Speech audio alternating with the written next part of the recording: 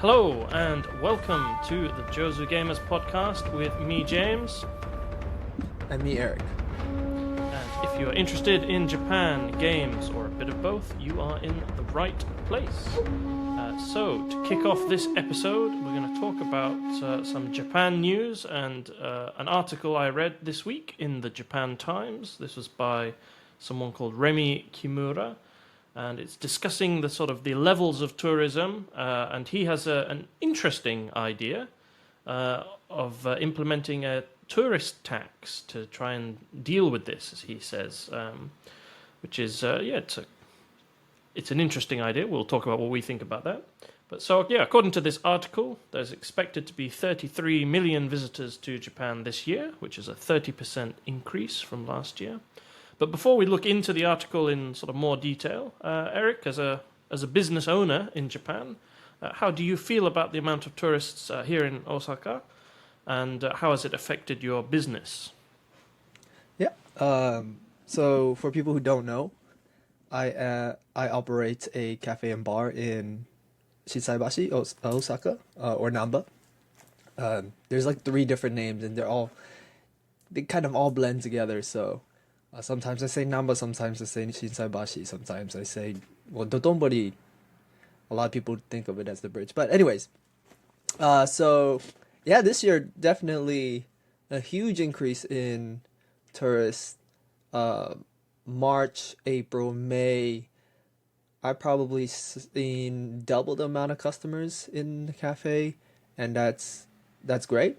And I opened in Corona during COVID times, so there'd be consecutive days where I had 0 customers. So now with all these tourists coming in, it's kind of a blessing, right? But yeah, so the effects on business is great. Obviously, I get more sales. I can put more people in. I have a few people who rely on me for their for just living in Japan, right? So they very much appreciate the amount of shifts that I can give them now. We're gonna delete this silence. I don't know what else to say about this, actually. Yeah, that was probably a good place to cut off. Okay. Yeah. And as someone who's lived in Japan for a number of years, so aside from the business side of things, how's the amount of tourists affected life in Japan? So, as someone living here, have you noticed any kind of change, or not really? Or yeah, so the cafe's in Shinsaibashi, so that's where most of the tourists are. So really, there's 2 places. Well, I would say 3. There's USJ, Universal Studios Japan. So that's in Nishikujo. You have to go through Nishikujo. There's Umeda, which is like the main Osaka hub. And then you have the entertainment, kind of nightlife, shopping district, and that's Shinsaibashi. So everybody kind of ends up in Shinsaibashi. You can't really say you've been to Osaka without going there. So everybody really kind of ends up there, and you can really see just by looking at the streets, there's no space to walk. You have to basically dodge people or just walk behind them, right? For someone like me who walks relatively quicker compared to everyone else, it is slightly annoying, but there's obviously pros to those cons, right? yeah, I think so. I've noticed the same sort of thing. It's very busy, so I avoid the famous bridge at all costs, because that's a bit of that's a bit of a nightmare to get across these days. But I don't think it's during Corona, at night it would, because there wasn't really a proper lockdown here, so at night it was still kind of busy. So the peak times before are kind of like the usual times now, if that makes sense. So it's I kind of got used to walking around, dodging people, and people here walks really slowly anyway, like native people who live here, not just tourists. So I'm kind of used to weaving in and out of slow moving people on their phones that don't really look at where they're going, which is kind of common. I haven't noticed a massive change, and we both live out of the center, so it doesn't affect us, I think, day to day. So the article kind of the guy in the article he sounds like he's not a big fan of the number of tourists. So his sort of what he describes as I think solution is to have a tourist tax, which he says he thinks will deter some of the tourists because just a bit like the plastic bag charge. Like if you have to pay a little bit of money, you think, oh, maybe I won't. So he thinks it'll deter some tourists and also raise a little bit of extra money, which he says could be used to help fund traditional crafts, which he sees as being kind of threatened by the number of tourists. He claims that because people see Japan as kind of a cheap place to go, they tend to kind of go for budget things, like they'll go to chain restaurants rather than local restaurants, and it's kind of this inauthentic version of Japan. He claims that that's what people are kind of promoting and getting, which is a little bit of truth too, but I think he's perhaps a little bit extreme in his opinion, but I kind of see what he means. So he proposes that basically when you arrive in Japan, you have to pay a 6,000 yen tax, which is around $40 in today's money. It's slightly less, I think, currently, which you pay when you arrive. And he's got this idea from other places, like Venice has a similar thing, or they're implementing a similar thing, and Bali's going to implement a similar thing. I think Bhutan has a really expensive one. I think it's like $100 or something, apparently. So that's where he's getting the idea from, and he kind of justifies it with these the usual sort of horror stories that you always hear about online, like some stupid tourists done X, Y, Z, or you get like the famous recent one was the Mount Fuji view above the Lawson store where they've had to block that because people would stand in the road. Which, I mean, yeah, these things happen. They're irritating, but I do feel like a lot of these reports do miss out the fact that people just do dumb things. That's not exclusive to tourists. Like there are people in Japan do stupid things as well, or kind of outlandish things. Example, like the last year Halloween, there was a guy walking around Shinsaibashi dressed as Hitler doing Nazi salutes because he thought it was funny. He was just a Japanese guy, so it's not exclusive to tourists. Like people just do dumb stuff, but yeah, it can be annoying.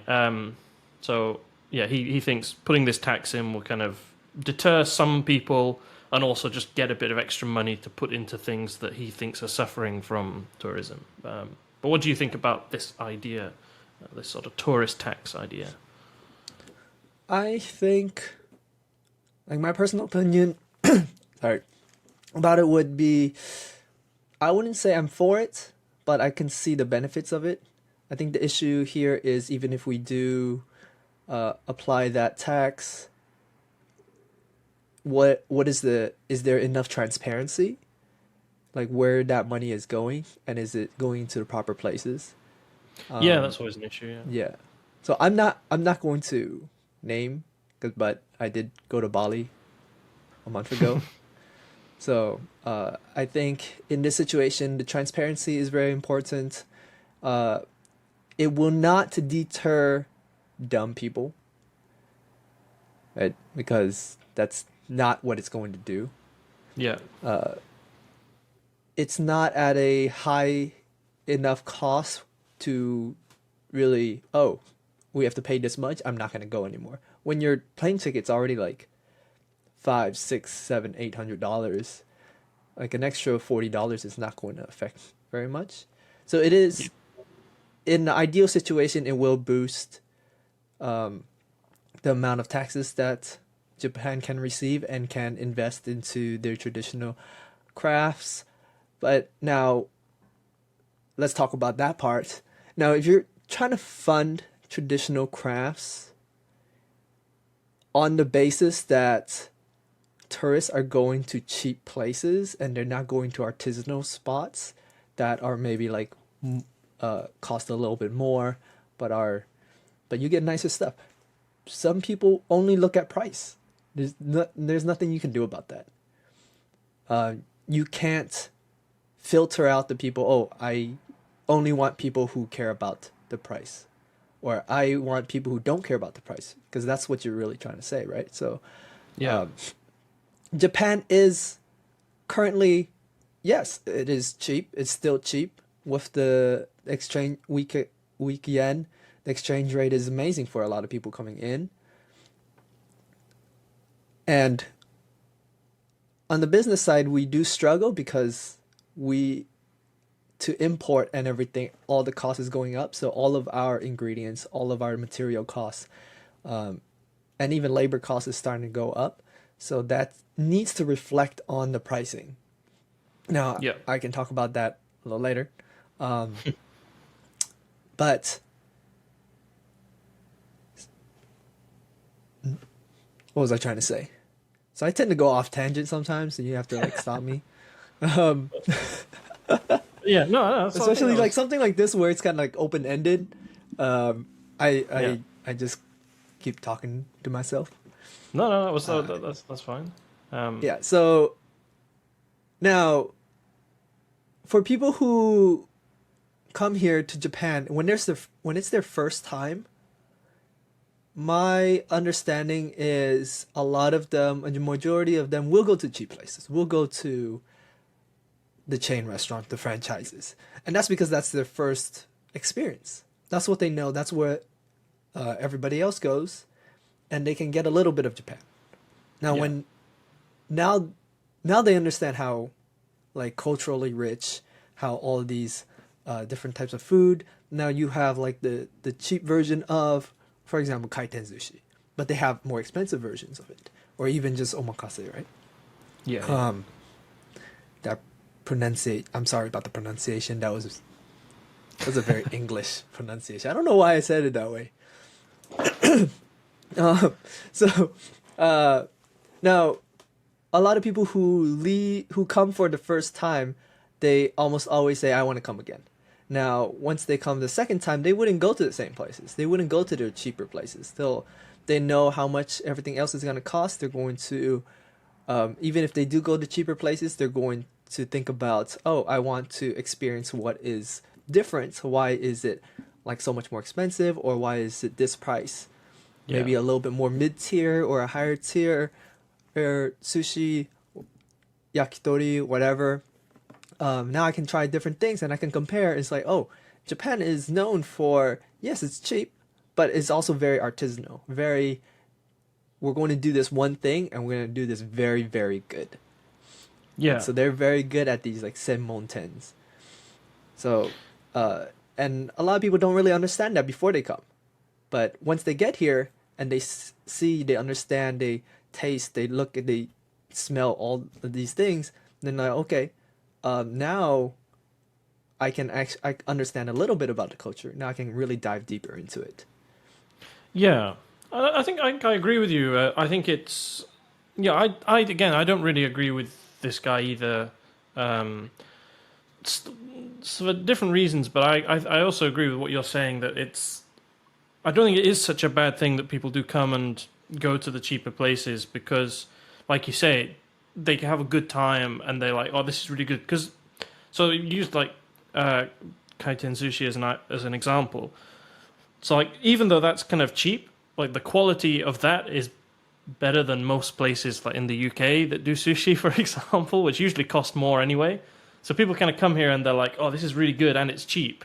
So they, like you say, they're going to think, well, I can spend a little bit more, which is still probably less than it is back home, and it's going to be even better next time.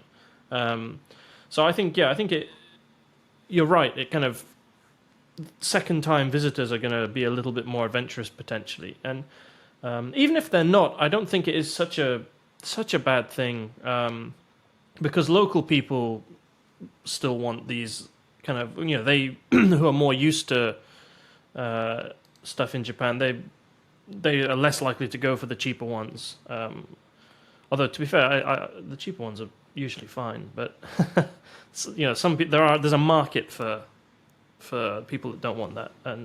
But I think my problem with it is I just think I have two problems.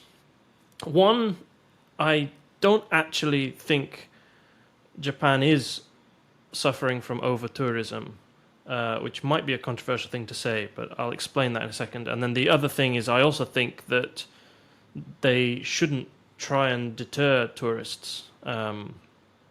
So the first point, that I don't think that it is over there is a problem of over tourism. So people will think, well, I've seen the videos of Kyoto and stuff, so that must not be true. But the problem is I think they're so concentrated. So the number that was, they said in the article, 33 million, it sounds like a lot, and it's up 30% from last year. But the UK, for example, which is a much smaller country than Japan, both in size and population, also had around 30 million tourists in 2022. And this has not been highlighted as as a huge issue in the UK, which is smaller, has much worse public transport than Japan does, and they just don't have as much space. But the problem with Japan is that almost everyone visits Tokyo, Kyoto, Nara, maybe Osaka, maybe, and maybe some branch out to Hiroshima or something. But if you go, as soon as you go away from those spots, so Japan's a big country. These are the major cities, but you can easily get to other places in Japan that have their own interesting places to visit and they're definitely worth going to. So, for example, Wakayama, which is south of Osaka. So during the peak tourist season, I went there with my mum came to visit. So we went. So my mum, myself, and my wife Emmy, we went to Wakayama. We went to Wakayama City and an island off the coast, and then we also went to the south, which is it's like a UNESCO World Heritage Site with loads of different temples and stuff. And there's a famous big waterfall in a place called Nachi. And this is this is a really amazing place. It was one of my favorite places I visited. And this was peak tourist season, and we were on a tour with 5 people, and 3 of them were us. There's no evidence of over-tourism there. They could definitely, if this was a big bus, there was a bus for 30 people with 5 people on it during peak season. So I think what would be better than trying to stop people coming to Japan is to try and encourage people to visit other places. So I think that local government and the Japanese government could try and promote these places a bit more to kind of spread out the tourists. A lot of people are going to arrive in Tokyo, and capital cities are always going to be crowded, and that's just being a capital. London is the same. It's always going to be crowded, but they're gonna. What you want is people to land there and then go off to Tohoku, where there's loads of cool places that people don't visit much. Go down to Kyushu, where especially in spring, it's not crazy hot, and you've got hot springs and Sakurajima and cool places like that. And then you've got, Shikoku. So another place I went before was Kompira-san, which is this huge mountainside temple that's really cool. It's a really long walk up, and you get great views and everything. And again, there's Japanese people there. I didn't see any foreign tourists when I went there. So again, there's loads of places people are not visiting. So I think spreading them out would kind of help deal with the issue of it feeling oversaturated with tourists, but reap the rewards of getting the money in, which is the second point, is that Japan really shouldn't be trying to put off tourists, because like you mentioned before, the yen is really low because the Japanese economy has been doing pretty badly for 30 years now, and it's getting worse. So to put it into perspective, 5 years ago, before I came to Japan, 140 yen was £1. Now over 200 yen is £1.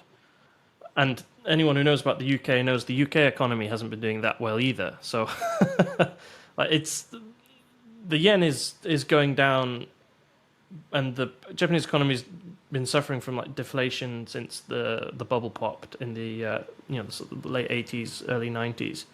So tourism's a great way of building up local business and bringing in money, which is much needed. And also, generally, not only tourism. Japan really needs just more immigration in general, because it's also everyone's getting really old here. The aging population's a big thing.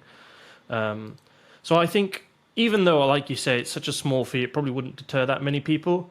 It would deter some just on principle. I think there'll be some people that would say like, oh, like if you're charging me, then I'm not going to go, sort of thing, because other countries don't do that.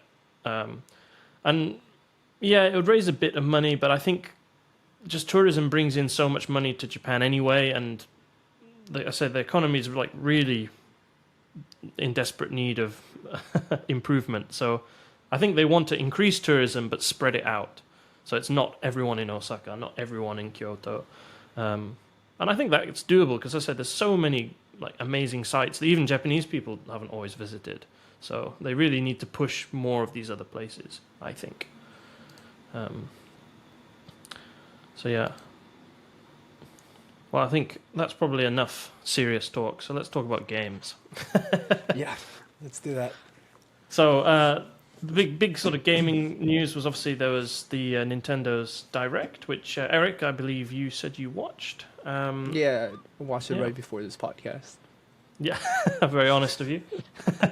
But I've been reading about it, and the thing that stood out to me was this new Zelda game, which has been proposed, Echoes of Wisdom, which looks kind of cool. It's got a kind of twist in that it's the first game in the Zelda franchise where you actually play as Zelda, which has confused non-Zelda players for years that the main character is not Zelda and is Link. So yeah, this time you will actually play as Princess Zelda herself, and I think she has something called a tri-rod that she uses and has like magic powers and things. It looks kind of cool, and visually it's taking on the same style as the Link's Awakening remake, which I really enjoyed. That was I thought that was really well done. It was like the original game's really good, but it was just such a great update of it visually, and like mechanically playing it was really nice. So I think it's like it looks like it could be a solid entry in the series. But what do you think about it, having recently watched the intro video for it? Yeah, I think in terms of people mistaking Zelda as the main character, or Zelda as Link and Link as Zelda, right? I think that's great, because now everybody knows it's Princess Zelda. Yeah. The concept, the mechanics is really interesting. And when I was watching the trailer, where you can, just, if I remember correctly, you can make little echoes of certain objects in the game, and you can just basically cast those objects anywhere at any time to complete challenges. Yeah. And I don't know how much of an open world it is. It looks like it might be.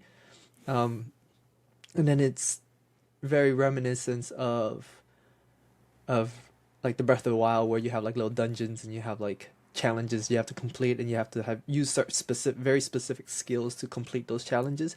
Well, it's a very common trope or common theme in a lot of these games. But now that you're able to use pretty much, there's no limit to what you can do to complete these challenges. And you have, as long as you have all of these different echoes, you can use whichever one you want, as long as it works. As long as you have the right result, you can do whatever you want, which is a really interesting idea. I want to definitely keep myself updated on the game. Yeah. I did read a comment, which is a very interesting comment in the trailer, is now that they have a Princess Zelda game, they can make a Ganondorf game. Yeah, that could be cool. Yeah. So that would be interesting to see how they might be able to like twist that up and put a villain as the hero of the story, right? So he has the last part of the Triforce. I don't know too much about the Zelda world building, but it's interesting to see now that they're kind of expanding on the world, and they can probably start to like kind of connect little pieces and make stuff canon. Because I really did like Breath of the Wild. I never played the original games, so the Breath of the Wild was probably the only Zelda game I really finished. I played a little bit of like the old like Game Boy Advance games, if I remember correctly. I could be wrong. But yeah, I mean, I think it should be so if it's following the pattern of Link's Awakening, it'll be probably kind of like semi-open world, but like it's so like with Link's Awakening, like you need certain items, or maybe in this case you need certain echoes to like be able to get to a certain area. So you can go where you want, but you're sort of limited by where you can physically get to at a certain time, and you kind of unlock items in order, and so it's kind of like semi-linear, but with a kind of open world-ness to it, which is kind of that's kind of so like the Zelda games. There's like the 2D Zelda games and the 3D Zelda games. So this is although it's like visually 3D, it's like in the style of the 2D games, I think. And yeah, so I think it'll be cool. But the like you say, having the completely different style of play, like you're because you're using magic rather than although you've always used magic, but like that's your main thing. Like you're not using a sword and shield and a boomerang and that kind of stuff and bow and arrow and bombs. It's kind of a I think that's interesting because Zelda's been going for 1990 or 8. I can't remember. Like coming up to 25 or maybe even 30 years. I can't remember off the top of my head. It's been going a long time. So, like Pokemon's an example of a series that's been going a long time, and the games are kind of like the main series games are quite similar to how they've always been. Whereas, like having like a big change up like this could be good for the Zelda series to kind of keep it going longer and like you say, there's a completely different way of playing, but the familiar setting. You've got all of the world that you know and like if you're into the series. So it's I think it's quite interesting. And the visual style was really cool in Link's Awakening, so I'm kind of happy that they're revisiting that. It's sort of like toy boxy, which is kind of cool. But right, well, I think we've earned a short break, so we'll be back shortly after with the history of our long-running board game nights, which is very exciting, and also a little bit about my new streaming series on our channel. So I started a new game, so yeah, you'll hear all about that after the break. See you then.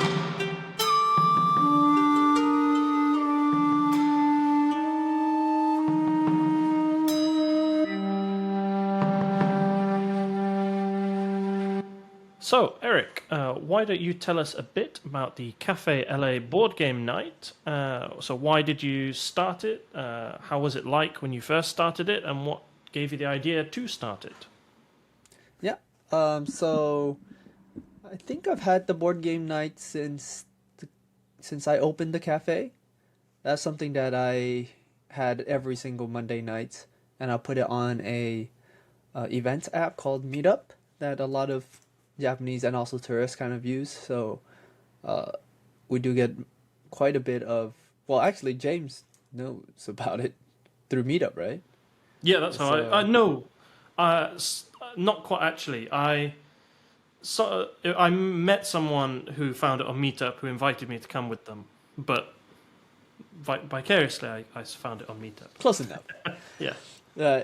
Anyways, the idea of the board game nights is a lot of the board games I brought from America, I just kept them at home, and I don't invite anyone home because I'm at the cafe all the time. So I wanted to play games, so I brought it to the cafe, just left it there, and just wanted people to play with. So I started up a board game night on Monday nights, where it's like generally a slower night, so I didn't have to worry about regular customers coming in and being kind of like annoyed by the noise and all that stuff. Now it's a different problem, but anyways, it started off really slow. Well, I'll have like one or two, maybe I'll call up some people on a Monday night just so that I can have people there to help me or just to play together. The overall idea of the board game night was just to kind of bring people together, either people with groups already to play with, or if they're by themselves and wanted to play a game, or just to socialize, to meet friends, meet people. The other thing was, I forgot what I was trying to say. Sorry. Yeah, so the overall idea was just to really bring people together on a Monday night, and then just slowly my board game collection grew as people not only donated but also wanted to keep it there. Another thing about board games in Japan, it's just people don't really invite you to their house very often, and most apartments are very small, so you don't have space for four people to sit down on the ground or on your couch. So you don't really buy furniture and stuff like that to accommodate board games. Even if you do like board games, a lot of people don't live relatively in the same area. So it's nice to have like a central hub where you can just like, oh, let's go over here, and we'll always have a table. We'll always have like some board games, or we can bring our own board games and stuff like that. So that's the general idea why I really started the game nights. Yeah, and yeah, so I mean, when I joined, it was kind of still pretty small. I don't know how long have you been doing it when I joined? Was it a year and a half or? I don't remember. It should have been about. It was not a year. When did you join? That's a good question. Maybe 2021, around this time. 2021 is when I opened the cafe, so it's definitely not a year. Must have been 2022 then. 2022. I can check actually. Give me a second. But it was when I did join. It was still pretty quick. So I remember not long after I joined, you went back to America for a couple months, and that was. I went back in 2020. Oh, I did go back in 2021. So it probably was 2021. Yeah, 3 years then since I joined, which is crazy. That's quite a long time. But I remember, because you went back to America, and so obviously you weren't coming, so there was just me and the staff. I can't remember what the name of the.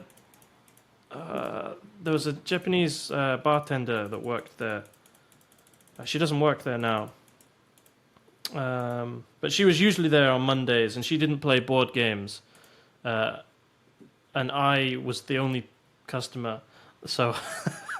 It was just kind of there was another guy that kept coming occasionally, another Japanese guy. So I sort of taught them how to play. We played Carcassonne and Blockus a few times, I think, and yeah, it was literally just kind of them. I think just playing games with me out of sympathy. But then eventually, like, it did start to pick up, and we sort of made it. We've sort of built a community. So now we've got like at least 6-7 people that regularly come every week, some of which are long-term people, and like you say, it's kind of become like a proper community hub. So, like a lot of people come, make friends, and like we go off and do other stuff other days. And it's like the Monday nights is we all come together Mondays, and so that's quite nice. And that's changed. It's a drastic change from literally 3 years ago being literally only me to like 10 or 10 plus customers every week sometimes. So like it's never like the smallest it ever is now is like 5 or 6, 7. Yeah, there's usually around like 1 or 2 games almost constantly playing. Yeah, which is good, I think, because before it was literally empty. So now it's pretty steady. But you have some opinions on that. So what do you think about how do you want to maybe change the board game night a bit? You said there's not much I would change about it. It's a very social thing, and you can't really force social situations like that. As long as everybody is respectful and everybody kind of is inclusive, and sometimes a lot of people who do come are more on the shy end, and they would sit in the corner and just stare at people playing games until someone goes up to them and be like, "Oh, are you here for board games?" They're like, "Yes." You've been sitting here for an hour. You didn't say a word. There's a little bit of us on the cafe management side to be able to kind of recognize that, be like, "Oh, maybe this person came and it's just a little shy. So let's give them like a little push." Yeah, But yeah. also, you came for an event and you clearly see people playing games. You should probably speak up.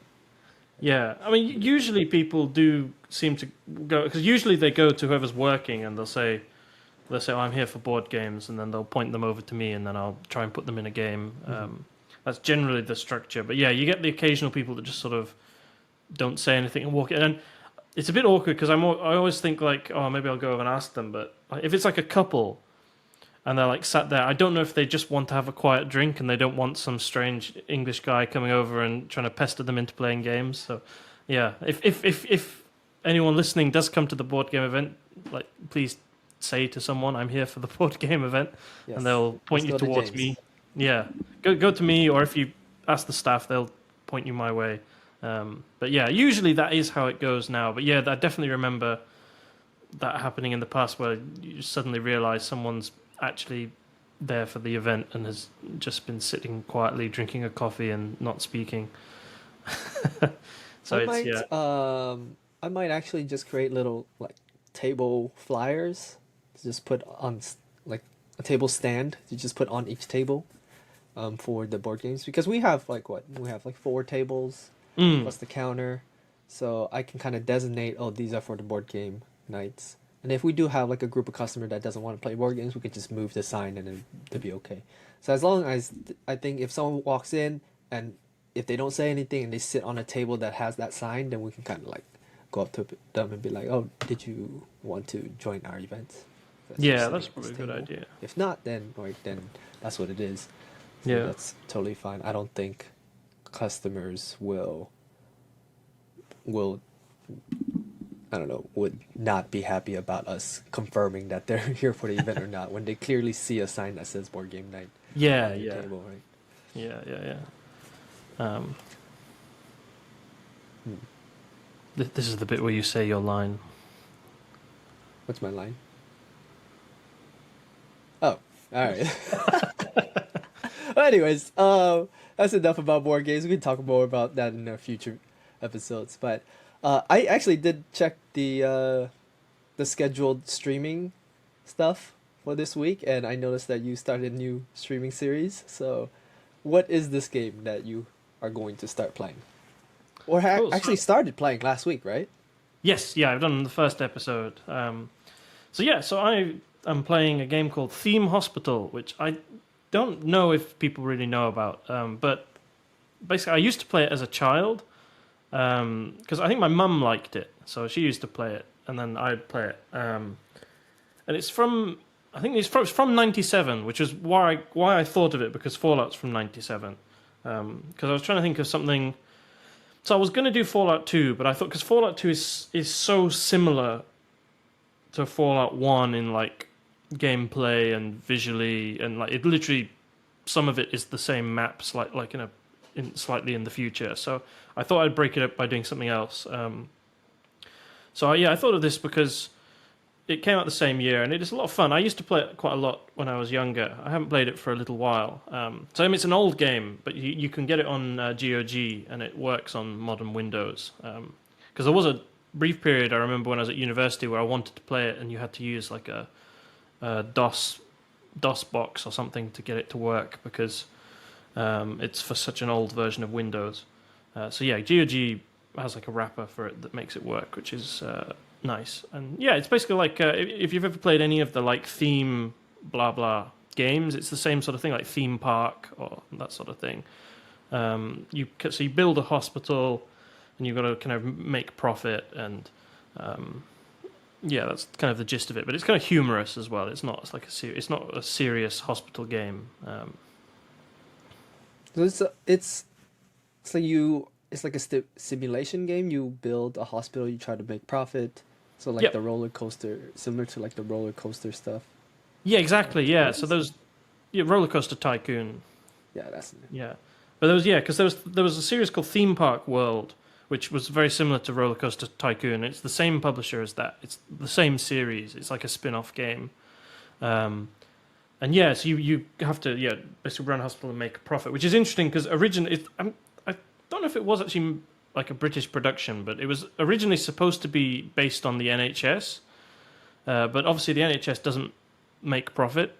It's it's free, so they changed it to be like a for-profit hospital, and it's like a lot of the terminology is kind of British, like you have GP offices and stuff. Which would you call them GPs in America?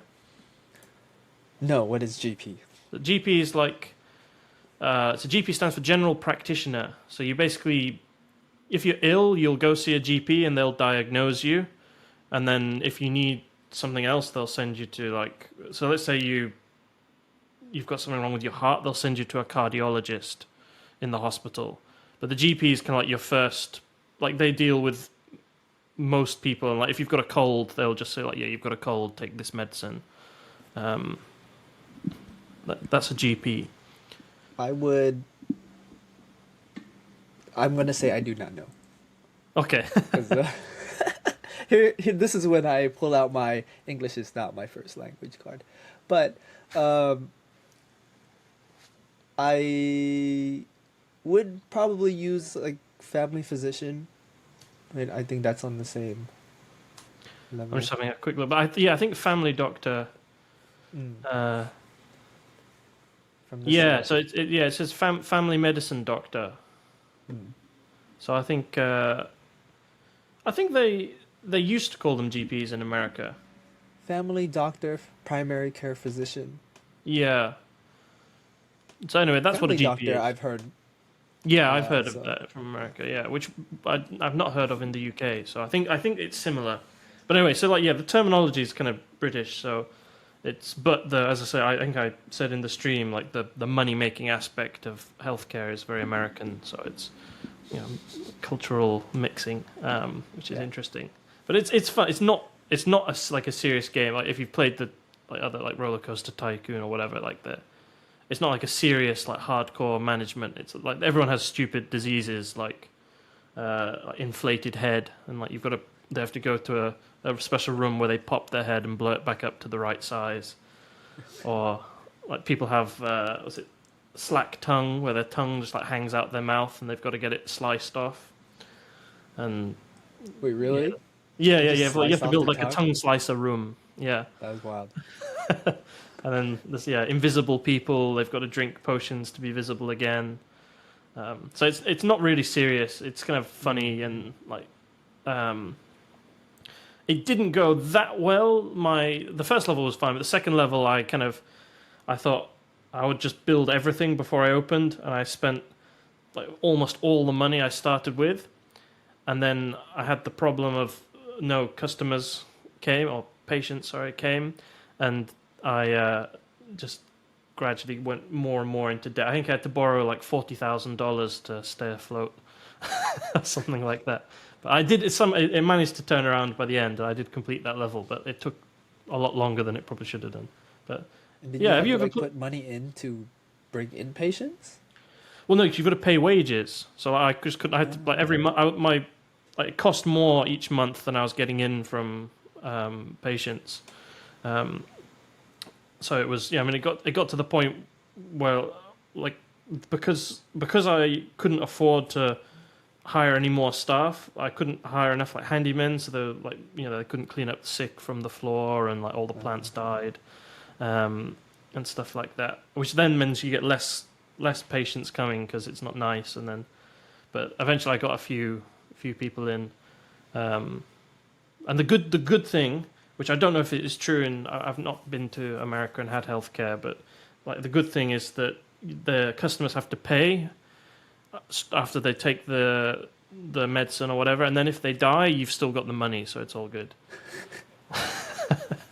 So I don't know if that is how it works in America, but in Theme Hospital, that's how it works. So it's like if too many die, your reputation goes down, but a few sort of die to keep you afloat. It's all good. It's all good. So yeah, it's an interesting game. That sounds pretty good. I think if they had like they probably do just like an adaptation of that game for like the mobile phone or something. They did make it was like a spiritual sequel, which I never played. I forgot what it was called. I think it was for PC again, actually, but there might have been a mobile version. But they did like a few years ago make. It wasn't a sequel, but it was like in a similar vein. I've forgotten what it was called off the top of my head. I never played it, but it's fun. I mean, it looks kind of old, and the music's incredibly irritating, so I turn it off. But the I don't know, it's got a charm to it. It might just be nostalgia because I played it when I was like 5 or something, but it was... How big is the game? Like in terms of like how long it... levels? I've never completed it, so I'm not 100% sure, but I don't know, probably at least 10 or something. I mean, it's it's a proper game. It's not like a little... it's not like a sort of little novelty game. It's... I'd have to check. How many levels are in Theme Hospital? But it takes a while to get through, and there are some bonus levels you can do. How many levels in Theme Hospital? 10. Oh, okay. Oh, well, what a guess that was. So yeah, there are bonus ones, like if you type in a code in the fax machine, you get this level where you've got to shoot rats and things. Which is kind of fun, but they add features as you go along. So you start with a few illnesses and a few treatment rooms, and then you get more diseases, more treatments, and then you also get stuff like earthquakes, and you get emergencies where loads of patients with the same illness will arrive at once. I think the king disorder is the first one where it's people think they're Elvis Presley and they have to go to a psychiatrist. So you get 10 Elvis Presleys come into the hospital. Yeah. What's your favorite illness so far? I like the bloaty head one just because it just looks the heads kind of just look like babies' faces. So it just looks really dumb, but it's very very dumb. But it's the first one, and that's the one I think of when I play the game. So. And what do you have to do for that one? So that's the one with they just pop the head and blow it back up again. Yeah, so you have an inflator room. It's like how the cows have too much gas and you just poke a hole in their stomach. Yeah, yeah, kind of like that. Yeah, and you pop it and their head droops down, and then they just inflate it back up and it goes to normal size. Wait, really? Yeah, they just pop it. So it makes a balloon sound when they pop it. Yeah. It's kind of dumb. And then when you lose, there's these cool little cutscenes.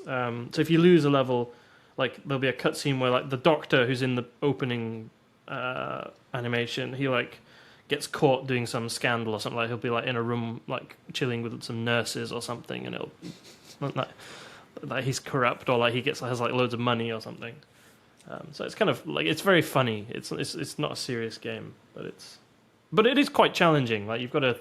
There are people online I've seen talking about strategically placing furniture in certain ways so that patients go through rooms quicker and you get more turnaround and stuff. So you can get really deep into strategy if you want, but it is also just kind of a fun, casual simulation game. But yeah. But anyway, I think we've probably blabbered on enough for this week's episode. So yeah, be sure to check us out on our social media platforms at Jozu Gamers. Instagram is probably the main one, and obviously YouTube. And yeah, do check out my new stream if you think that description sounded interesting. It is a fun game, and do check it out. It's on GOG. I think it's really cheap because it's almost 30 years old. But yeah, do check that out, and yeah, do check out Eric's continuation of his run through of Hades 2. Which are you doing that this week? Yes. Yeah, which won't be when this comes out, so that's meaningless to you. But whenever that's true, actually. Yeah, but whenever you do hear this, yeah, go check our channel and see how Eric's been doing on Hades 2, which is a lot of fun. But I think yeah, that is all for this week. So I've been James. And I've been Eric. And we'll both see you next time. Have a good week. See you next time. Yeah.